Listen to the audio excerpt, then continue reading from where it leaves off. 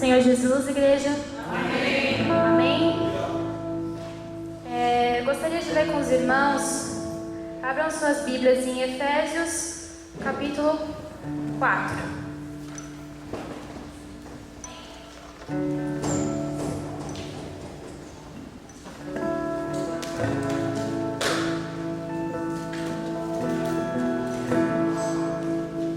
Amém. Quem não tem Bíblia, esqueceu a sua Bíblia, divide aí com o irmão do lado. Celulares. Amém? Todos encontraram?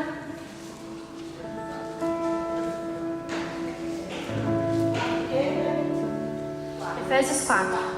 Isso. Amém? Amém. Como prisioneiro no Senhor, rogo-lhes que vivam de maneira digna da vocação que receberam. Sejam completamente humildes e dóceis, e sejam pacientes, suportando uns aos outros com amor. Façam todo o esforço para conservar a unidade do Espírito pelo vínculo da paz. Há um só corpo e um só Espírito, assim como a esperança para a qual vocês foram chamados é uma só. Há um só Senhor, uma só fé, um só batismo. Um só Deus e Pai de todos. Um só Deus e Pai de todos. Que é sobre todos, por meio de todos e em todos.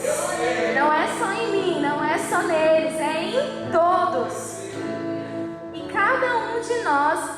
E a cada um de nós foi concedida a graça, conforme a medida repartida por Cristo. Por isso é que foi dito: quando ele subiu em triunfo às alturas, levou cativos muitos prisioneiros e deu dons aos homens, que significa ele subiu, senão que também havia descido às profundezas da terra.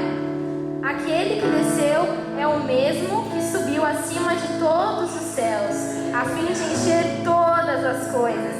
E ele designou alguns para apóstolos, outros para profetas, outros para evangelistas e outros para pastores e mestres, com o fim de preparar os santos para a obra do ministério, para que o corpo de Cristo seja edificado, até que todos alcancemos a unidade da fé e do conhecimento do Filho de Deus, e cheguemos à maturidade, atingindo a medida da plenitude de Cristo.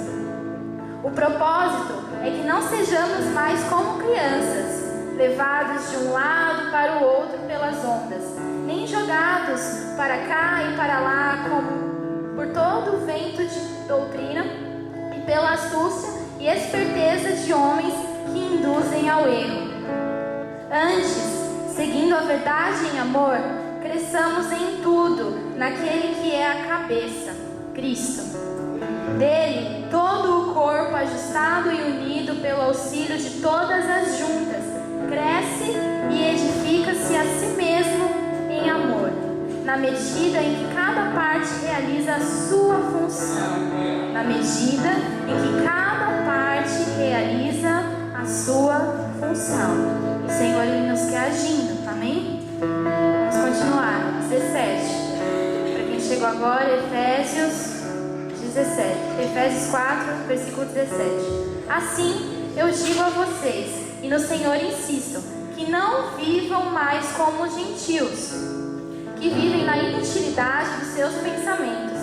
Eles estão obscurecidos no entendimento e separados da vida de Deus por causa da ignorância em que estão, devido ao endurecimento do seu coração. Tendo perdido toda a sensibilidade, eles se entregaram à depravação, cometendo com avidez toda espécie de impureza. Todavia, não foi isso que vocês aprenderam de Cristo. De fato, vocês ouviram falar dele, e nele foram ensinados de acordo com a verdade que está em Jesus. Quanto à antiga maneira de viver, vocês foram ensinados a despir-se do velho homem que se corrompe por desejos enganosos, a serem renovados no modo de pensar e a revestir-se do novo homem, criado para ser semelhante a Deus em justiça e em santidade, provenientes da verdade. Portanto, cada um de vocês deve abandonar a mentira e falar a verdade ao seu próximo, pois todos somos membros de um mesmo corpo. Quando vocês ficarem irados, não pequem. Apaziguem a sua ira antes que o sol se ponha, e não deem lugar ao diabo. O que furtava, não furte mais. Antes trabalhe fazendo algo de útil com as mãos, para que tenha o que repartir com quem estiver em necessidade. Não é para ostentar por aí, não. É para repartir. Nenhuma palavra torpe saia da sua boca. Saia da boca de vocês, mas apenas a que for útil, para edificar os outros. Apenas a que for útil, conforme a necessidade, para que conceda graça aos que a ouvem.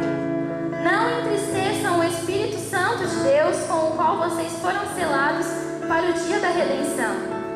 Livrem-se de toda a amargura, indignação e ira, gritaria e calúnia, bem como de toda a maldade.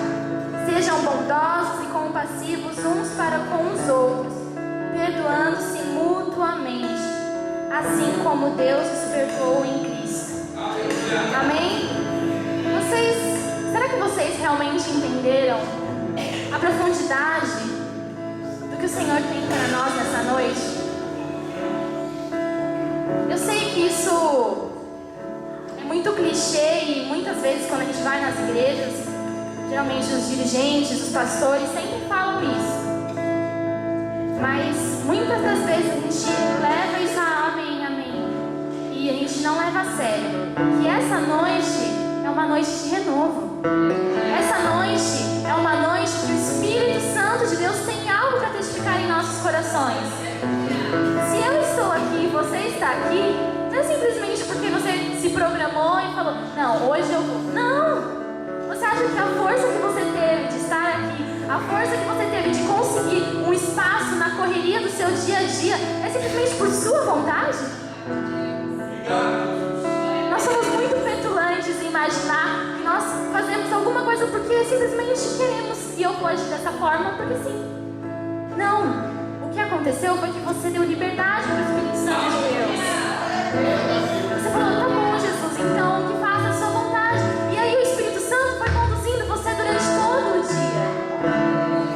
O Espírito Santo esteve com você todas as coisas que você fez durante o dia, para que você estivesse preparado a fim de receber o renovo que vem dos céus nessa noite.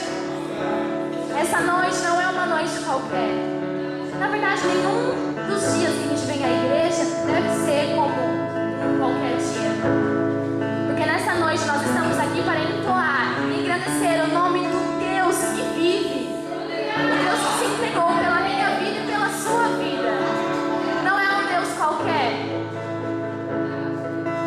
E esse Deus eu não quero falar dele de simplesmente ouvir falar. Eu quero conhecer esse Deus, de andar com ele. Então permita nessa noite que o Espírito Santo de Deus testifique no seu coração algo novo, uma unção nova. Porque é isso que o Espírito Santo de Deus tem para nós. O Espírito Santo de Deus, ele olha para nós e ele nos ama. O Espírito Santo de Deus, ele olha para nós e ele acha graça. Ele fala assim, filho, você é tão gracioso, é tão lindo. E eu escolhi amar você. Com tantas imperfeições, porque nós somos falhos, nós somos sujos, nós somos podres, e mesmo assim Ele nos ama. E o amor do Senhor, você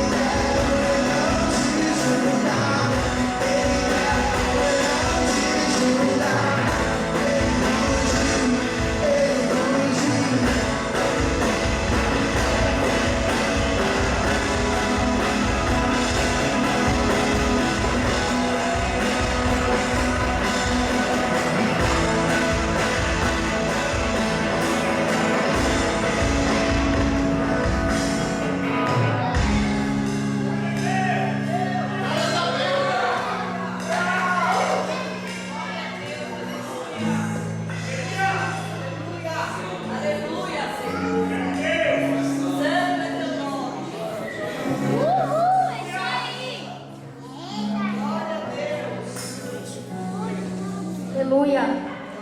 Agradeça esse Deus. Adore esse Deus. Renda louvores a esse Deus. E nesse momento, nesse mesmo espírito, nós possamos entrar na palavra. Porque Deus preparou para algo para cada um de nós.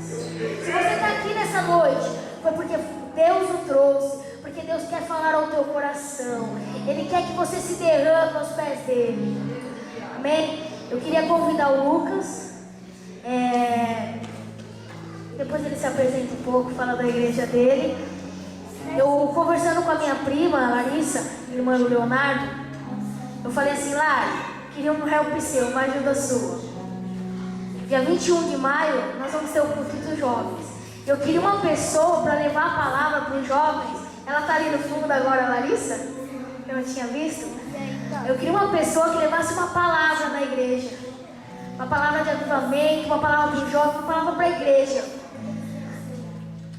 Aí ela demorou para responder. Normal. Igual o irmão. Aí ela mandou. Uma semana, eu já tinha quase esquecido. Já vou convidar outra pessoa que não vai rolar. Aí ela falou: você sabe o Lucas? Lucas, sei. É o da banda. Ela falou: então, eu conversei com ele e ele aceitou trazer a palavra. Glória a Deus. Então, eu queria convidar a igreja nesse momento para estender a mão para cá, em direção a ele, para orar pela vida dele. Porque ele aceitou ser usado por Deus para nos abençoar. Então, vamos abençoar a vida dele nesse momento. Amém? Santo Deus, Pai amado, eu quero primeiramente te agradecer sim pela vida do Lucas, Santo Deus. Senhor amado, o Senhor deve ter falado com ele, Senhor, cada palavra, Senhor, no íntimo dele, Senhor. Senhor amado, que cada um nesse momento, Senhor amado, venha prestar atenção qual é a sua mensagem, Senhor.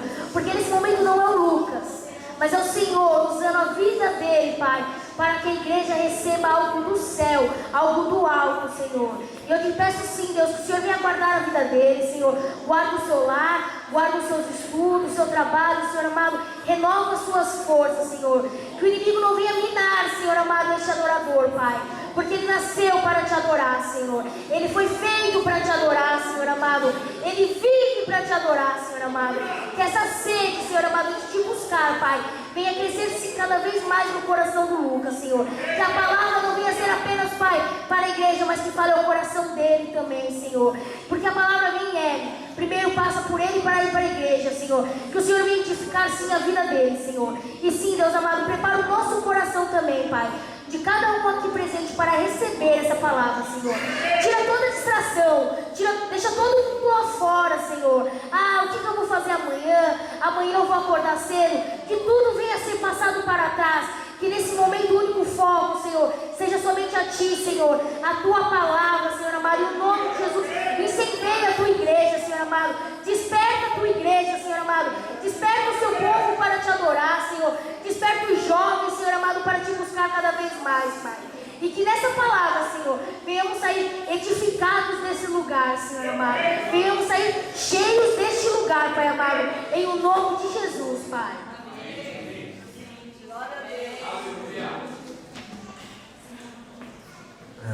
Boa noite, você pode se sentar. Bom, ela já falou de mim, eu sou o Lucas, sou da Mosca ou da CMSP, depende do ponto de vista. Mas é um prazer para mim estar aqui com vocês hoje, podendo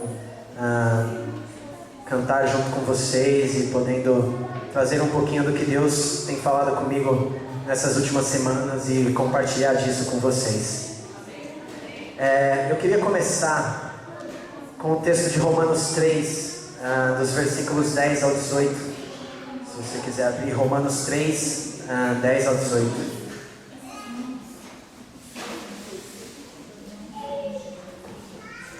Romanos 3, 10 ao 18.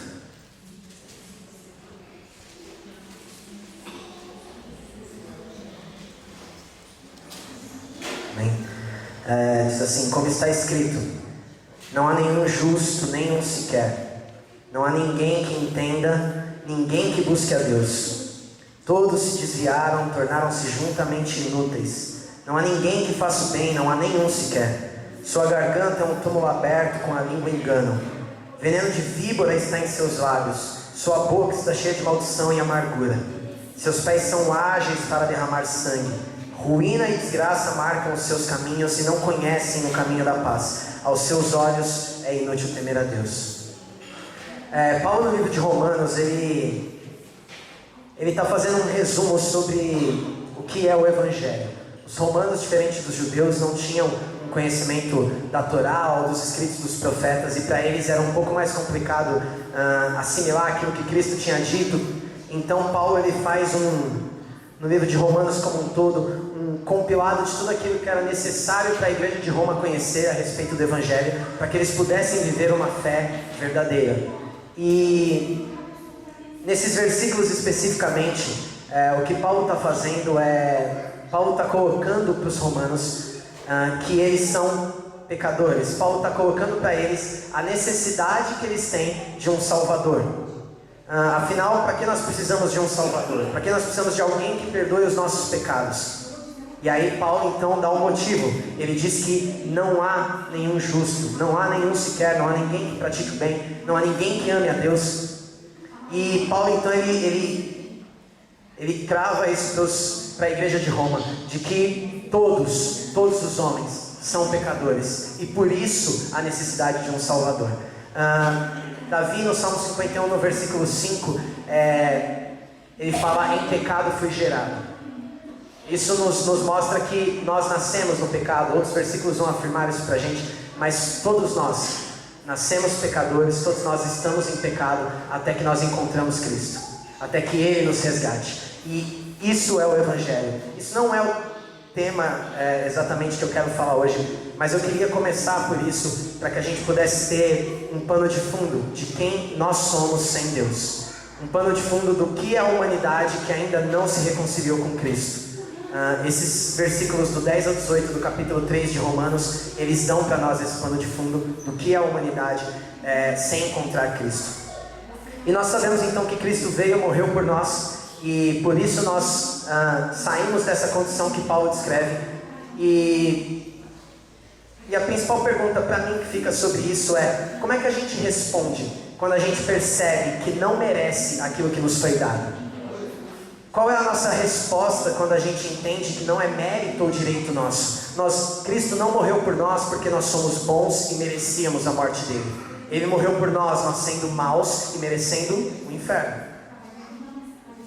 Nós não tínhamos nada para oferecer para Ele, Ele nos deu tudo. Isso é o sacrifício de Cristo. Desde o pecado original, o que Deus almejava fazer era aplicar a justiça dele, porque Deus é bom, Deus é amor. Mas junto com todas essas coisas vem a justiça de Deus.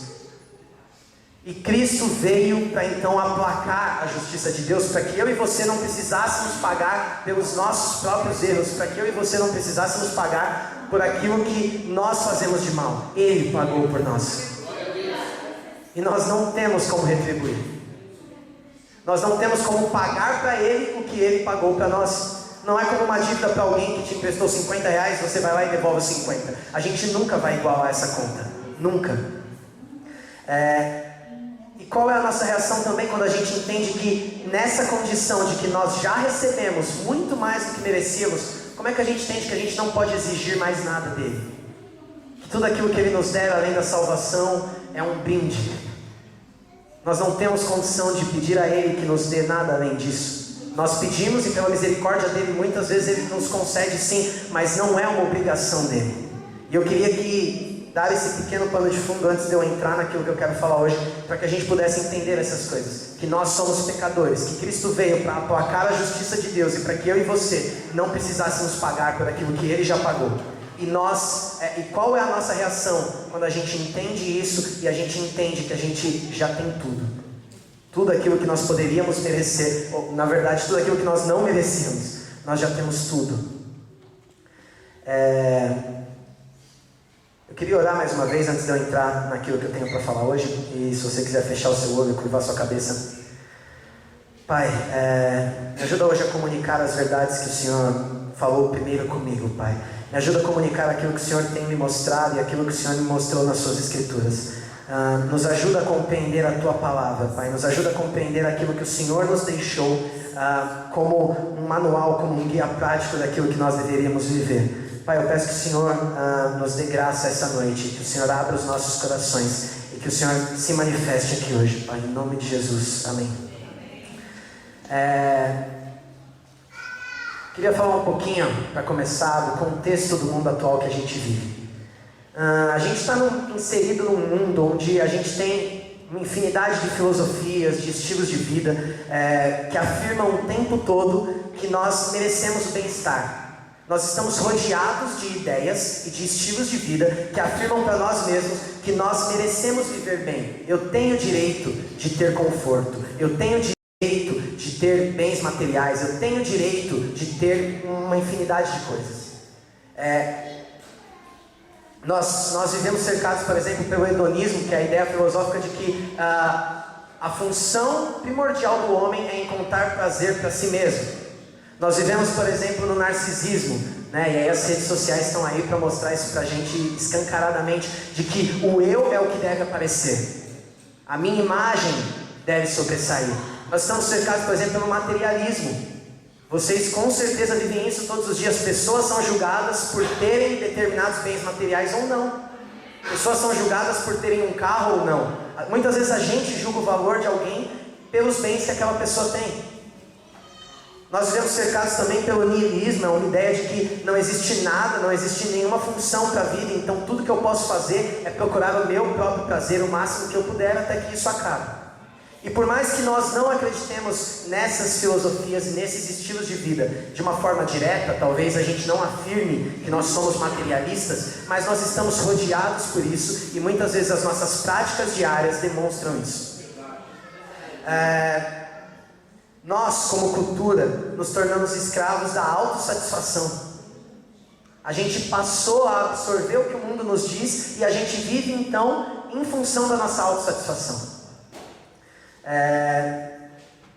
Se a gente fosse comparar isso com o Evangelho agora, no início da palavra, a gente já pode perceber que o maior vilão das nossas vidas como cristãos somos nós mesmos. Muitas vezes a gente terceiriza isso para outros, mas o maior vilão somos nós mesmos.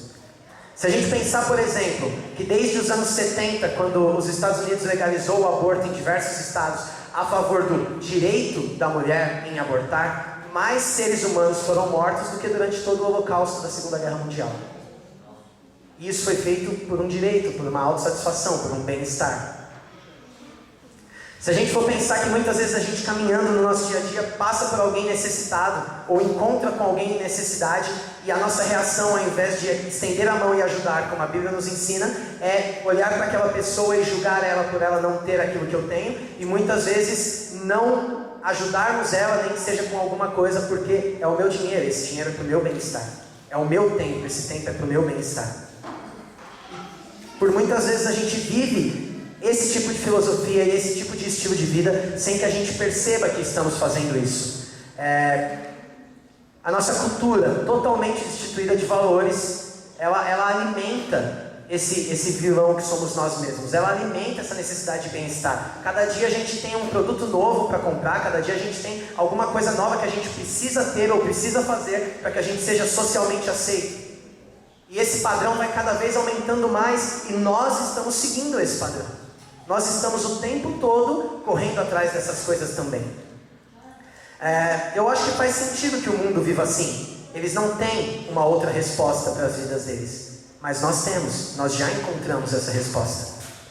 Como nós, como igreja e como cristãos, podemos então aceitar esses estilos de vida e essa filosofia?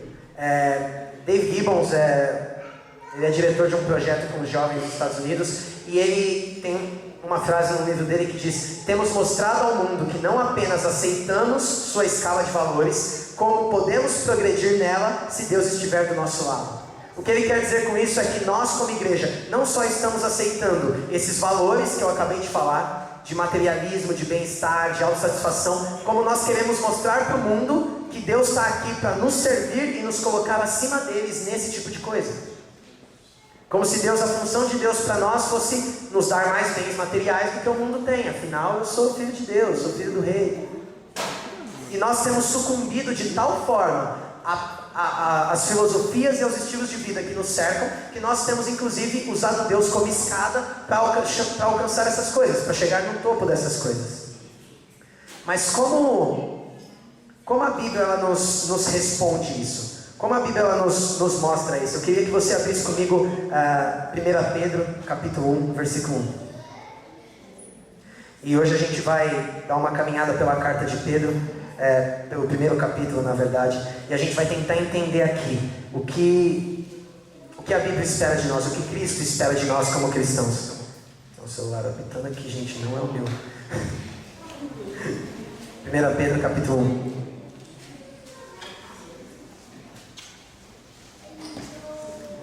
Diz assim: Pedro, apóstolo de Jesus Cristo, aos eleitos de Deus, peregrinos dispersos no Ponto, na Galácia, na Capadócia, na província da Ásia e na Bitínia, escolhidos de acordo com o pré-conhecimento de Deus Pai, pela obra santificadora do Espírito, para a obediência a Jesus Cristo e a aspersão do seu sangue. Graça e paz lhe sejam multiplicadas. Antes da gente continuar nesse primeiro capítulo, eu queria que a gente entendesse esse contexto. Pedro ele escreve essa carta para os cristãos que estão na região que seria a Ásia Menor. Eles moravam em cidades dominadas pelo Império Romano. E esses cristãos, eles, por morarem dentro do Império Romano, eles sofriam constantes perseguições. O que acontecia com eles era uma perseguição, não como muitas vezes a gente reclama aqui no país, de alguma coisa política, de alguma legislação que talvez complique um pouco a gente ter uma igreja. Não era esse tipo de perseguição, era uma perseguição como ainda hoje muitos cristãos sofrem, de perderem a própria vida por não negarem a Cristo. Esse era o tipo de perseguição que essas pessoas sofriam. Eles eram muitas vezes expulsos das suas casas, eles eram muitas vezes, tinham suas famílias também mortas pelo Evangelho. E o interessante sobre eles, sobre esses cristãos da igreja primitiva, é que talvez muito mais evidente do que a gente tem hoje, eles estavam dispostos a abrir mão das suas vidas. Um historiador da igreja chamado Rodney Stark, enquanto ele fazia estudos sobre a expansão do evangelho nos primeiros séculos, ele chegou a uma conclusão muito interessante. Ele percebeu que o evangelho não crescia naquela época por ser fácil a pregação, afinal não era, todos eram perseguidos. O evangelho crescia naquela época, porque por muitas vezes calamidades, como por exemplo doenças, epidemias, atingiam cidades ou vilarejos. Todas as pessoas que não estavam doentes abandonavam aquelas vilas, porque era isso que acontecia naquela época. A medicina era muito rudimentar ainda, e muitas vezes não existia condição de fornecer saúde para aquelas pessoas. Então os que não estavam doentes abandonavam as cidades. E quem ficava para cuidar dos doentes? Os cristãos. Eles não se importavam com a própria vida. E com esses atos de amor, de demonstrar que eles tinham coragem de ficar e correr o risco de pegar uma doença que poderia matá-los, mas mesmo assim ficavam, ou o ato deles de não negar Cristo diante da morte, fazia com que as pessoas ao redor, as pessoas que presenciavam tais cenas, pensassem: existe alguma coisa nesse Jesus, existe alguma coisa nesse Evangelho que eu preciso conhecer. Pessoas morrem por isso. E esse, segundo a pesquisa do Rodney Stark, foi o principal motivo da expansão do cristianismo nos primeiros séculos.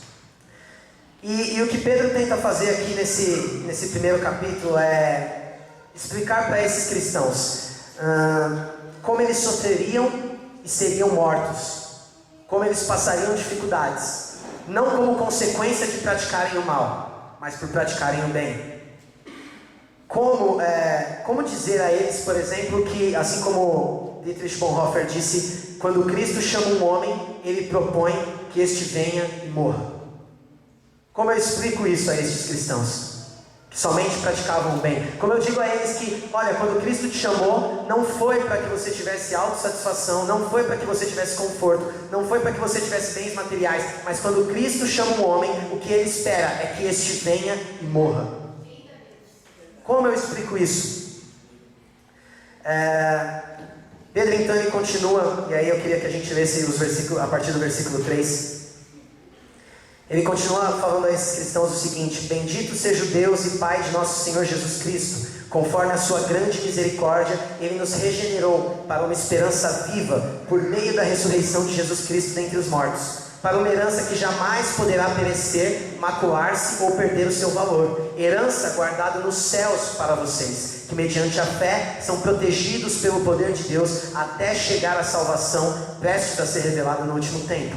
Nisso vocês exultam, ainda que agora, por um pouco de tempo, devam ser entristecidos por todo tipo de provação. Assim acontece, para que fique comprovado que a fé que vocês têm, muito mais valiosa do que o ouro que perece, mesmo que refinado pelo fogo, é genuína e resultará em louvor, glória e honra quando Jesus Cristo for revelado.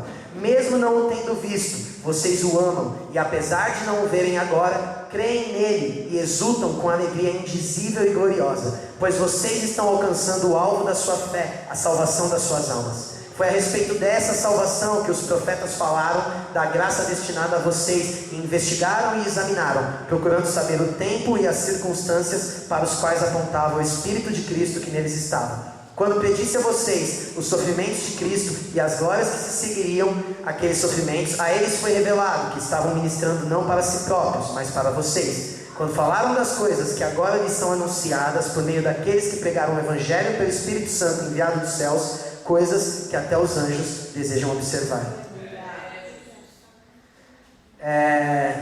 Se a gente voltar nesse pequeno panorama que eu tentei fazer no início sobre filosofias e estilos de vida que nos cercam, a gente pode basicamente dizer que a vida baseada no eu, a vida baseada na autossatisfação, ela é uma vida baseada em sentimentos. Eu tenho não por ter, eu tenho para que eu me sinta bem por ter. Eu procuro a minha autossatisfação para que eu esteja alegre em todo o tempo. Eu corro atrás das coisas deste mundo porque eu quero estar bem comigo mesmo. Eu não quero estar triste, eu não quero estar irritado, eu quero estar bem. E esse bem é um sentimento de alegria muitas vezes, é um sentimento de tranquilidade. E o que Pedro faz aqui é confrontar essa ideia, lançando bases para que a gente entenda qual é a nossa verdadeira alegria, para que a gente entenda qual é a nossa verdadeira paz e a nossa verdadeira esperança, para que a gente possa se manter firmes e confiantes, mesmo quando as dificuldades vêm, mesmo quando nós não estamos alegres, mesmo quando nós não estamos tranquilos. Ele fala no versículo 7, assim acontece para que fique comprovado que a fé que vocês têm, muito mais valiosa do que o ouro que perece, mesmo que refinado pelo fogo, é genuína e resultará em louvor, glória e honra quando Jesus Cristo for revelado. O que ele está dizendo aqui é que a nossa fé, ela precisa permanecer. A nossa fé diferentemente do ouro, que mesmo quando é refinado, para que todas as impurezas sejam retiradas e ele permaneça puro e ele dure por mais tempo, ainda assim ele perece. A nossa fé não. Quando nós pensamos sobre isso, nós pensamos em como a gente consegue isso. E Pedro, ele fundamenta essas coisas nos versículos 8 e 9. Ele diz: mesmo não tendo visto, vocês o amam, e apesar de não o verem agora, creem nele e exultam com alegria indizível e gloriosa, pois vocês estão alcançando o alvo da sua fé, a salvação das suas almas. O que Pedro está dizendo aqui é que a nossa alegria, a nossa esperança e o nosso amor tem nome. A nossa alegria, a nossa esperança e o nosso amor não são as coisas deste mundo. Elas estão em Cristo. E não importa como esteja a situação do mundo, eu posso te assegurar que Cristo permanece o mesmo. Porque a nossa alegria, a nossa esperança e o nosso amor têm sido mudados com o tempo. Porque essas três coisas têm se transformado com as situações. O que me faz questionar, principalmente na minha vida, é por que é tão difícil manter a nossa fé, porque é tão difícil nos manter no caminho, mesmo sabendo dessas coisas. Quando vem as dificuldades, quando eu não consigo o emprego que eu quero, ou eu saio do emprego que eu estou, quando a escola, a faculdade não está bem, quando o namoro não está bem, ou o problema é a falta do namoro, quando eu estou com problemas na família, enfim, por que é tão difícil para a gente manter a nossa fé, manter a nossa esperança e o nosso amor quando essas coisas acontecem? E a gente não pode negar que os sentimentos, eles nos movem, nos influenciam o tempo todo. Isso faz parte do ser humano. Dorothy Sayers, uma contemporânea do C.S. Lewis, ela escreveu que se tirássemos todo o amor e ódio, esperança e medo, ira, zelo e desejo afetuoso, o mundo ficaria em grande escala imóvel. Mas como cristãos, temos um compromisso com Jesus que deve ser maior que os sentimentos. O que ela está dizendo aqui é que o mundo é basicamente movido por sentimentos. Nós fazemos coisas porque sentimos coisas. Se a gente retirasse do mundo todo o amor, todo o ódio, toda a alegria, toda a tristeza, toda a satisfação, por que a gente faria alguma coisa?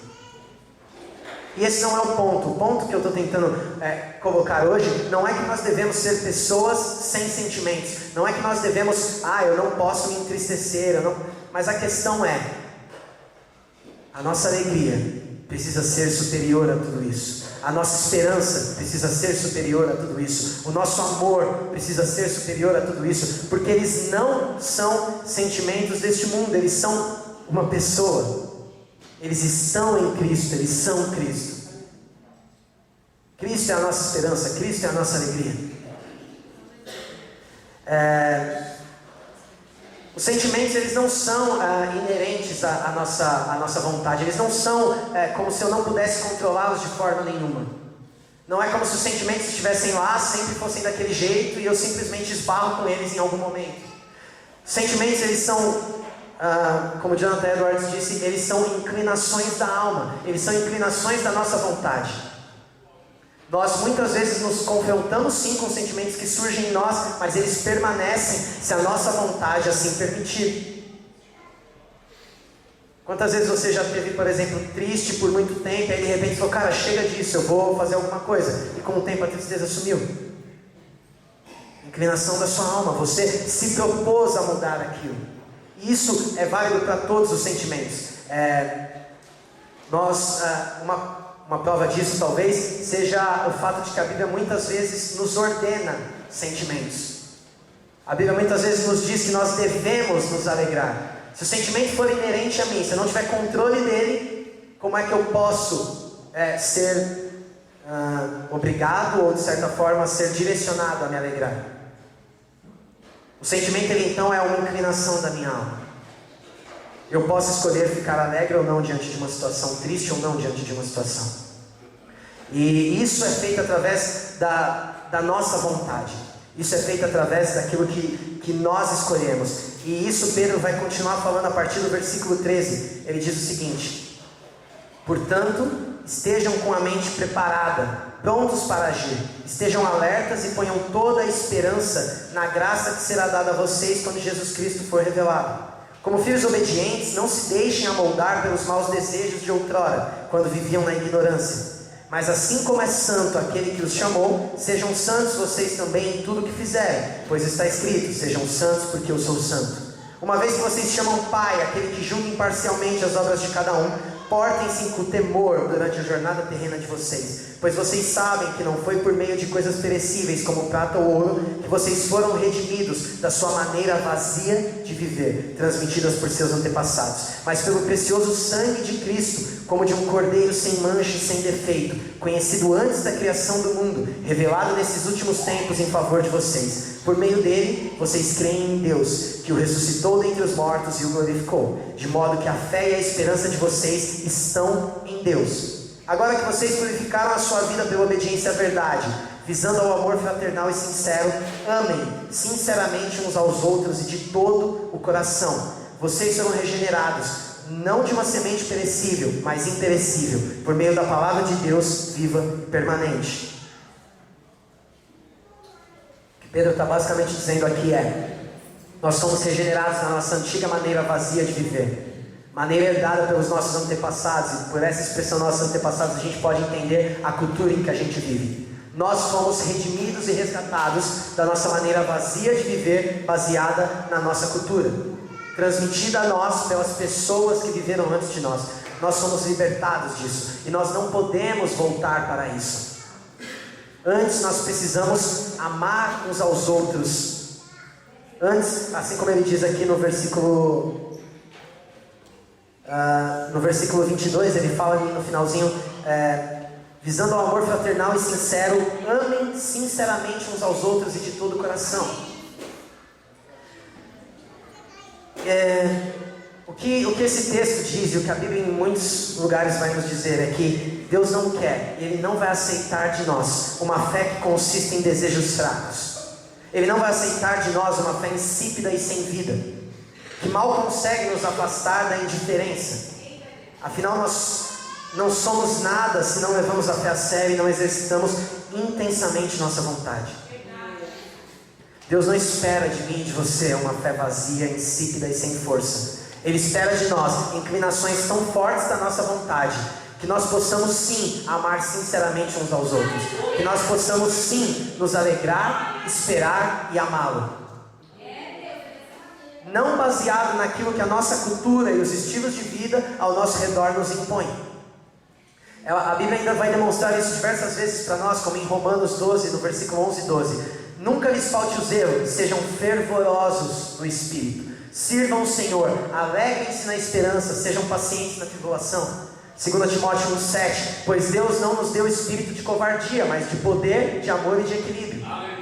Lucas 24:32, a passagem em que Jesus se encontra com dois discípulos que estão no caminho de Emaús, e quando Jesus parte, eles dizem: não estava queimando o nosso coração enquanto ele nos falava?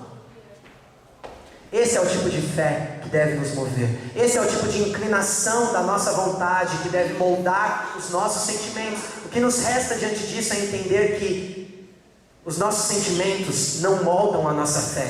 É a nossa fé que molda os nossos sentimentos. E por conta dos padrões que nós temos vivido, e por conta daquilo que nós temos experimentado nesse mundo, nós temos invertido as coisas. Nós temos baseado a nossa fé, a situação da nossa fé, o nosso fervor em amar a Cristo, a nossa alegria e nossa esperança nele tem sido baseadas nos sentimentos que o mundo nos impõe. Muitas vezes nós abandonamos aquilo que temos feito, nós abandonamos aquilo que Deus nos pediu para fazer porque nós estamos tristes, porque não conseguimos alguma coisa, porque nós estamos com raiva de alguém, porque nós não conseguimos amar outro alguém. E o que a Bíblia nos diz, e o que Pedro nos diz, é que os nossos sentimentos não podem moldar a nossa fé e as nossas atitudes. É o caminho inverso. É a nossa fé que molda essas coisas. E quando a gente fala disso tudo, de confrontar a nossa alegria e esperança em Cristo com as coisas que acontecem ao nosso redor, uma das coisas que sempre vem à mente é: como é que a gente encara então o fato de que muitas vezes nós passaremos por dores e sofrimentos? Como Deus vê isso? Como Deus permite isso? Se Ele quer que eu me alegre nele, por que isso acontece? E essa semana eu assisti uma preleção de um pastor americano chamado Matt Chandler. Ele é pastor de uma igreja batista no Texas e ele concluiu a palestra dele narrando a experiência dele de saúde. Ele teve um desmaio na casa dele um dia, descobriu que estava com um tumor no cérebro. E quando ele chegou no hospital, ele descobriu que o tumor era muito grande e ele precisaria fazer uma cirurgia. E eu vou tentar narrar aqui nas palavras dele como ele descreveu essa cirurgia. Os médicos me amarraram a uma maca, cortaram minha cabeça e retiraram meu escalpo como uma tampa. Depois disso, tiraram um pedaço do meu cérebro, devolveram a tampa, sabendo que eu sofreria dores fortíssimas nas semanas seguintes naquele ferimento, e me deram drogas que me trariam dor de estômago e sessões de radioterapia que dariam severos efeitos colaterais. Mas em nenhum momento eles se sentiram maus ou culpados por isso. O que a gente tira disso? Os médicos não se sentiram mal em infligir tanto sofrimento ao Matt, porque eles sabiam que se eles não fizessem aquilo, aquele tumor o mataria em meses. Porque muitas vezes nós questionamos as atitudes de Deus em relação a nós, quando Ele sabe aquilo que vai nos matar em meses. Quando o que Ele está fazendo é tentando tirar de nós aquilo que vai nos matar em meses. Por que nós nos entristecemos por isso? Por que nós abandonamos aquilo que nós temos passado por isso? É porque os sentimentos moldam a nossa fé e não a nossa fé molda os sentimentos. E nós precisamos inverter esses papéis. 1 Pedro, lá no finalzinho do capítulo, a partir do versículo 24, ele diz: pois toda a humanidade é como a relva, e toda a sua glória como a flor da relva. A relva murcha e cai a sua flor, mas a palavra do Senhor permanece para sempre. Nós temos a mania de comparar Deus baseado naquilo que nós somos. Nós temos a mania de questionar a justiça de Deus, sendo que nós só conhecemos justiça porque Ele comunicou justiça a nós. Nós temos a mania de questionar muitas vezes a maldade e as coisas ruins que nos acontecem, quando nós só conhecemos o bem e o mal porque Deus nos comunicou. Como nós podemos questionar aquele que nos comunicou essas coisas? Como nós podemos querer comparar, por exemplo, a justiça de Deus à nossa justiça, a bondade de Deus à nossa bondade, a ira de Deus à nossa ira? Deus, Ele é totalmente outro, no sentido de que em nada eu posso comparar a minha justiça dele, por exemplo, ou a minha bondade a dele. Ele é transcendente, Ele está acima daquilo que nós entendemos. E a justiça dele é totalmente diferente da nossa, e o padrão dele é totalmente diferente do nosso. A gente não pode afirmar que Deus foi injusto conosco, ou que Ele foi mal conosco, se nós só conhecemos essas coisas porque Ele nos comunicou. Nós não podemos questionar os processos de Deus para nós e ter a nossa fé abalada pelos nossos sentimentos, quando na verdade Ele só está vendo aquilo que nos mataria em meses. Que a gente possa passar a pensar os nossos sentimentos baseados na nossa fé. Quando as coisas ruins acontecerem, quando os sofrimentos vierem, a gente não pense no sofrimento e na tristeza que aquilo gera, mas a gente pense no sofrimento e no Deus que é soberano e sabe por que aquilo está acontecendo. Que a gente pense no sofrimento e a gente olhe além do sofrimento, na esperança que é Cristo, na esperança daquilo que virá. Pedro, ele fala isso para os cristãos da Ásia Menor, e ele fala,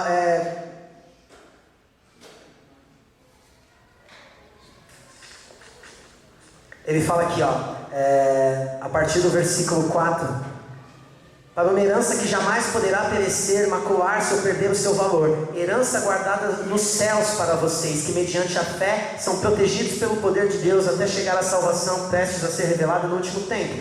Nisso vocês exultam. Nisso vocês exultam. Nisso. Eu não li nesse texto bens materiais, eu não li nesse texto autossatisfação. Porque esses cristãos estavam sendo perseguidos, esses cristãos estavam sendo mortos. Esses cristãos abriam mão das suas vidas e passavam por diversos sofrimentos. E não é isso que esse texto está dizendo. O nisso vocês exultam não são as coisas deste mundo. Não é na minha autossatisfação, não é porque eu já estou bem porque eu comprei um carro novo, ou eu estou bem porque eu comprei tal coisa. Não é porque, nossa, ontem eu fiz tal coisa e eu fiquei tão feliz. Não é nisso que nós devemos exultar, mas na esperança daquele que virá, na esperança daquilo que há de vir. E a gente não entendeu isso porque a nossa fé sempre foi baseada nos nossos sentimentos. A minha fé sempre foi baseada nos meus sentimentos. E o que Deus tem feito comigo nos últimos tempos é me transformar, me virar de ponta cabeça, até que eu entenda que os meus sentimentos precisam ser baseados na minha fé.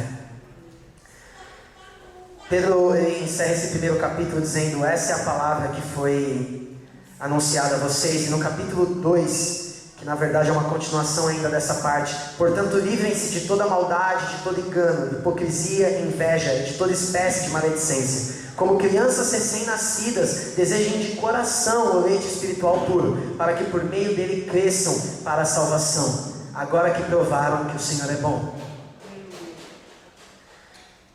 E quando ele fala aqui no final do capítulo 1, que essa é a palavra que foi anunciada a vocês, ele não está só sendo redundante. Ele não está falando para eles: acabei de falar um monte de coisa e isso foi o que eu falei. Não é isso que ele está dizendo. O que ele está dizendo é: essa é a palavra que foi anunciada a vocês, vivam de maneira adequada a ela. É isso que essa expressão de Pedro quis dizer. Ele não está só explicando: falei um monte de coisa aí, viu? Não. Ele Ele está dizendo, vivam de acordo com o que vocês leram aqui.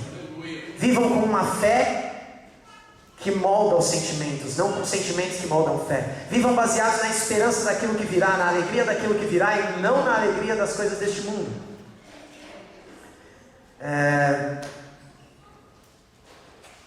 Eu queria que você, se quisesse, colocasse de pé. Eu queria que a gente orasse para que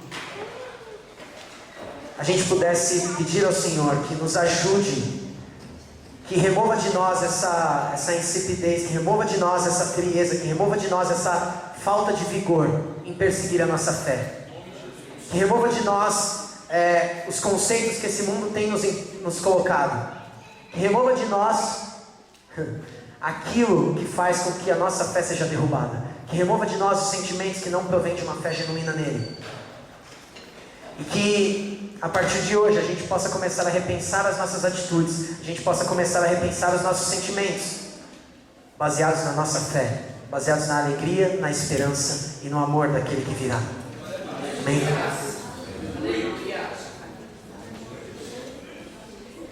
Glória a Deus.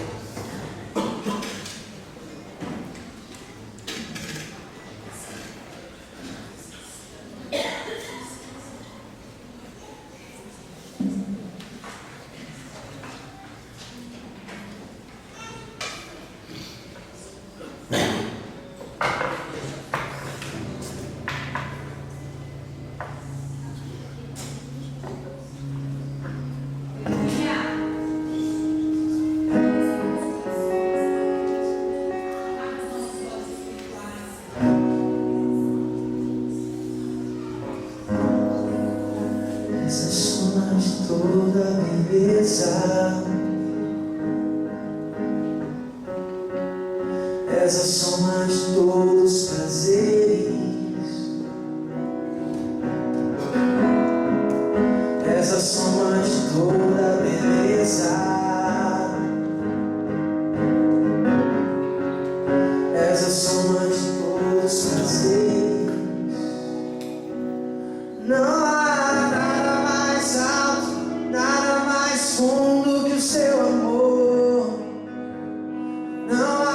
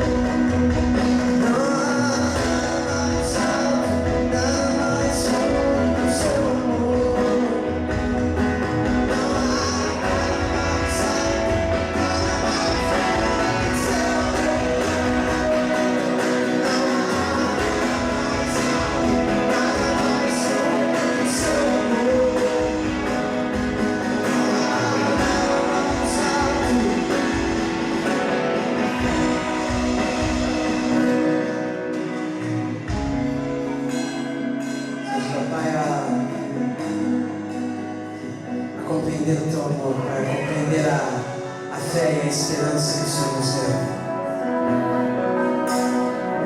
Nos ajuda, Pai, a não viver mais dependentes dos nossos sentimentos, a não viver mais dependentes das coisas que esse mundo tem para nos dar, Pai.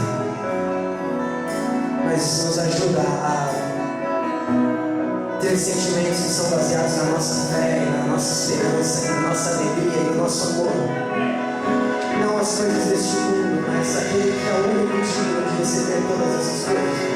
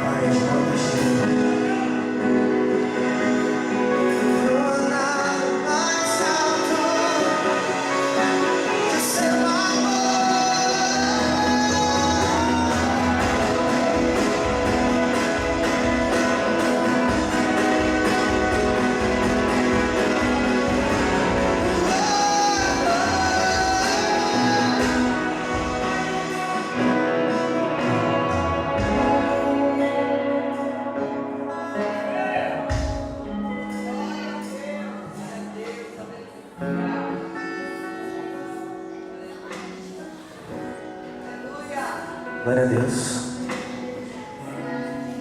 Quem foi impactado, está sendo impactado essa noite.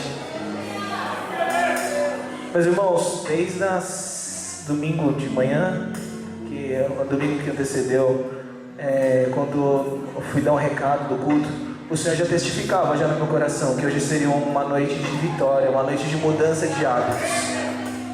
E nada mais que o Senhor comprovou essa boa vontade dele nas nossas vidas.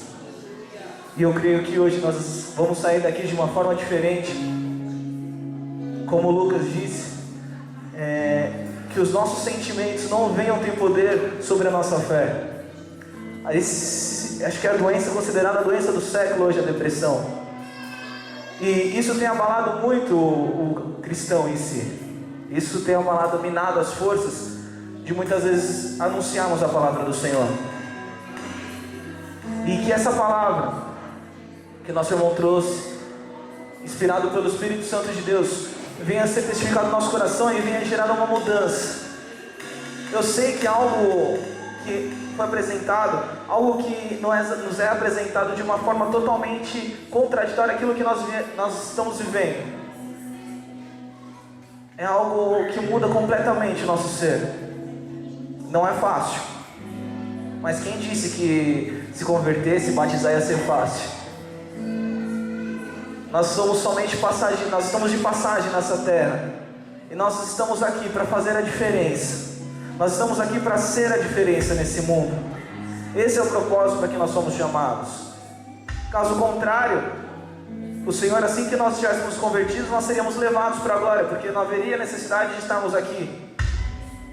Mas qual a necessidade de você ser testemunha viva desse Evangelho na terra? O Senhor nos chamou para algo maior. O Senhor nos chamou para algo excelente da presença dEle. Algo mais alto, algo mais profundo de intimidade. Ele nos chamou para sermos testemunhas vivas da boa obra dEle nessa terra. Esse é o nosso chamado, esse é o chamado de todo cristão. Você não precisa ser ungido evangelista. Isso não, irmão. Isso é obrigação sua. É sua obrigação representar o Senhor nessa terra. Como já ministramos, já foi ministrado aqui sobre... Esqueci a palavra agora. Quando alguém representa alguém em outro país, é o embaixador. Fugiu. Nós já ministramos aqui, nós já identificamos essa identidade que temos que ser. Que nós somos embaixadores do Senhor nessa terra. Mas muitas vezes ainda não tem caído a nossa ficha e nós não temos vivido isso. E você viver baseado na fé é algo muito mais profundo. Cara, hoje eu tive um impacto assim muito grande quando o Lucas ia falando de ser transformado, não ser baseado nos nossos sentimentos, a nossa fé ser baseada nos nossos sentimentos, mas os nossos sentimentos serem baseados na nossa fé. Cara, isso me tocou fundo. Porque é uma mudança completa, porque um dia que você acorda mal, não é isso que vai motivar a sua fé, ser mais fraca aquele dia, ou vai te desmotivando continuamente. Não, mas ao contrário, é a esperança no Nova Jerusalém, é a esperança numa vida nova com Cristo. É isso que nos motiva a continuar, é isso que nos motiva a seguir.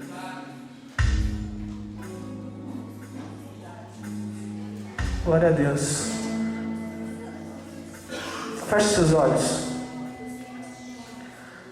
Senhor, nós somos gratos a Ti, Pai, porque o Senhor completou a Sua boa obra, sim, Senhor amado, neste culto, Pai. O Senhor, Pai, está completando a Sua boa obra, Pai amado, que o Senhor tem para nessa noite para nós, Deus.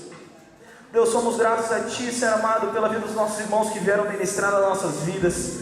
Santo Deus, venha assim, Senhor amado, abençoar. Venha assim, Senhor amado, sobrepor, Pai amado, toda a graça Sua sobre a vida deles, Deus.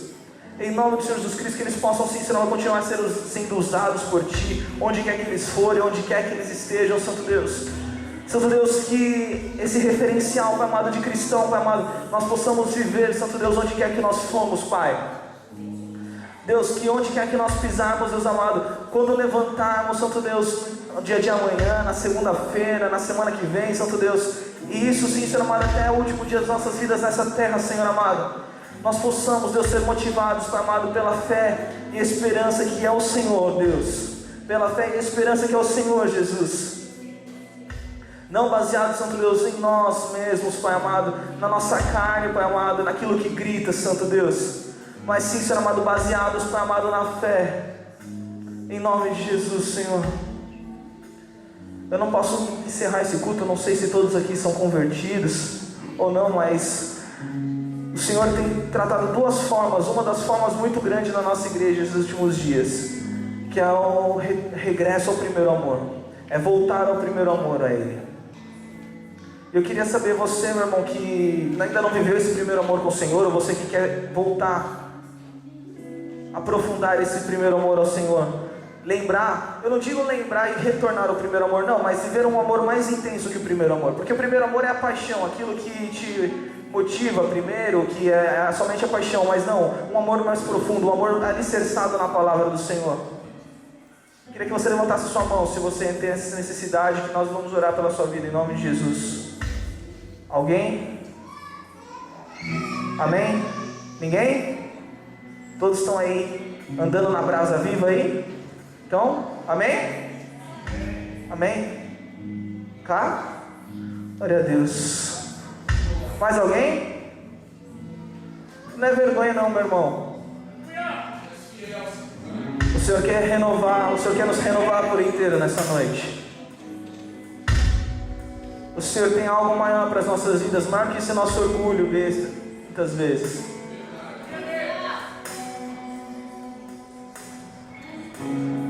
O Senhor quer nos levar a um grau a mais de adoração plena ao Senhor.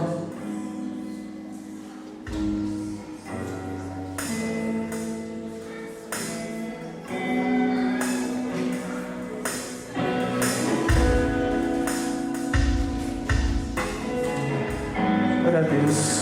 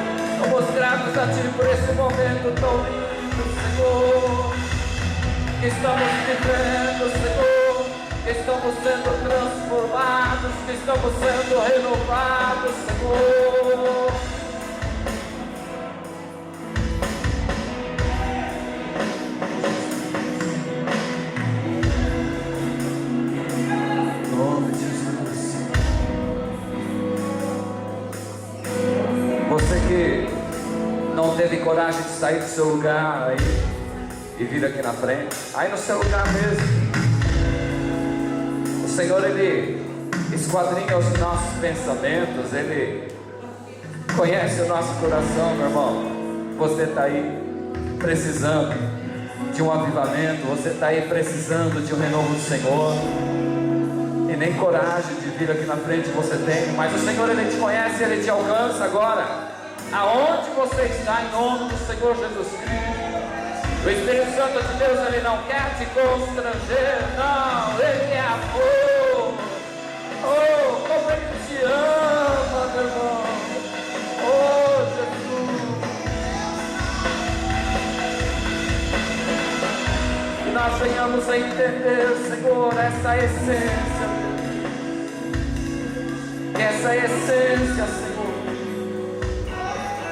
desse amor possa estar sobre as nossas vidas, Senhor. Porque essa essência, Senhor, nós vamos levar, Senhor, para a vida, Senhor.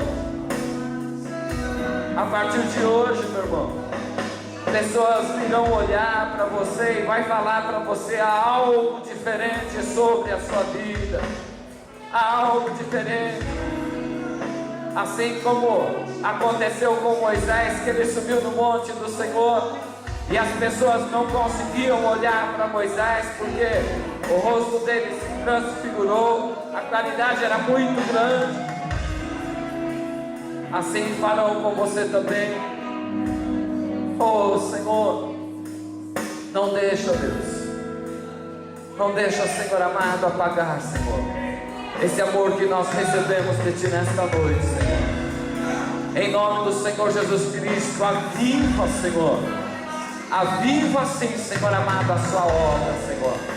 Aviva, Senhor amado, nesse tempo, Senhor, onde muitas vidas, Senhor, têm se esfriado. Que esse primeiro amor, Jesus, que esse primeiro amor, Senhor, possa estar sobre as nossas vidas.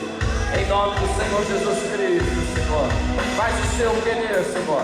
Faz a sua vontade, Senhor. Não a nossa, Senhor, mas a sua vontade, Senhor, sobre as nossas vidas, Senhor. A sua vontade, Senhor amado, sobre esses jovens, Senhor. A sua vontade, Senhor amado, sobre a comunhão, Senhor. A sua vontade, Senhor amado, sobre os jovens da Irmãos, Senhor. A sua vontade, Senhor amado, que venha reinar, Senhor, sobre as nossas vidas, Senhor. Em nome do Senhor Jesus Cristo, o seu querer, Senhor, o seu querer, o seu agir, Senhor amado, sobre as nossas vidas, Senhor.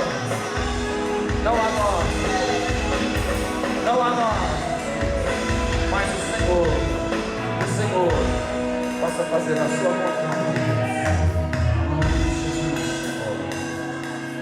Em nome do Senhor Jesus. Glória a Deus. Obrigado.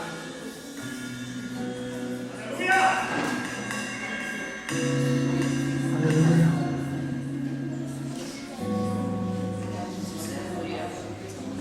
Glória a Deus.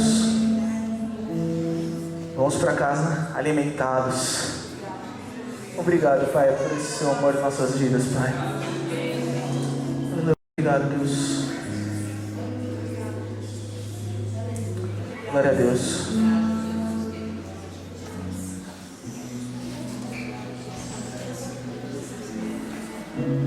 Bom, alimentamos o nosso espírito.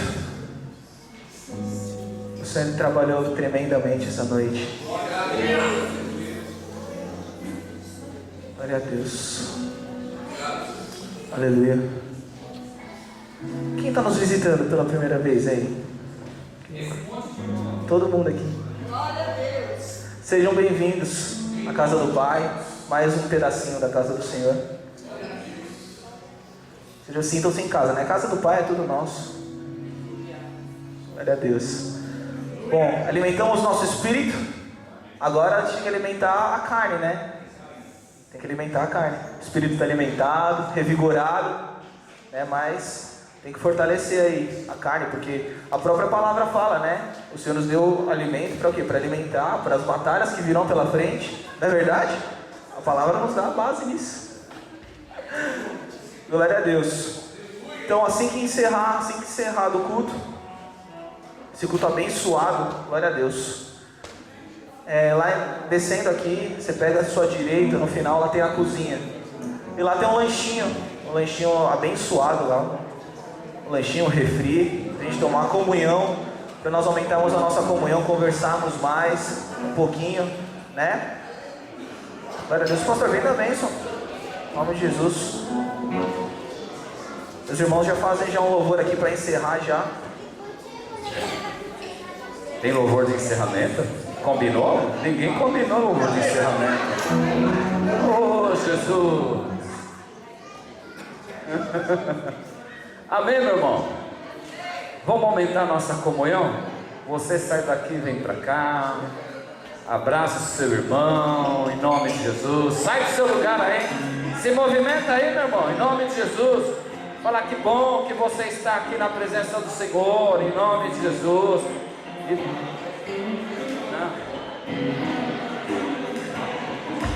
Tem irmão querendo ofertar? Se você quer ofertar e dizimar, traga seu dízimo aqui em nome de Jesus. Amém? Em nome de Jesus, é para o Senhor. Amém?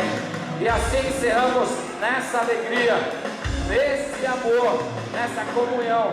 Em nome do Senhor Jesus Cristo, que o Espírito Santo de Deus continue ministrando sobre a sua vida. Amém?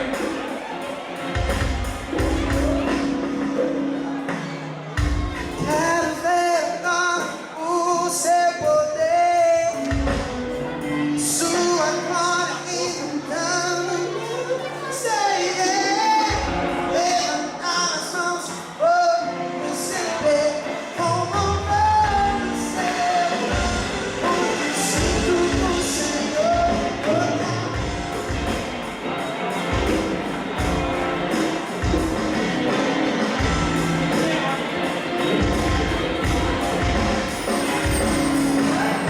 Deixa a glória do Senhor hoje aqui. Sua mão, seu poder sobre mim. Os céus são abertos hoje com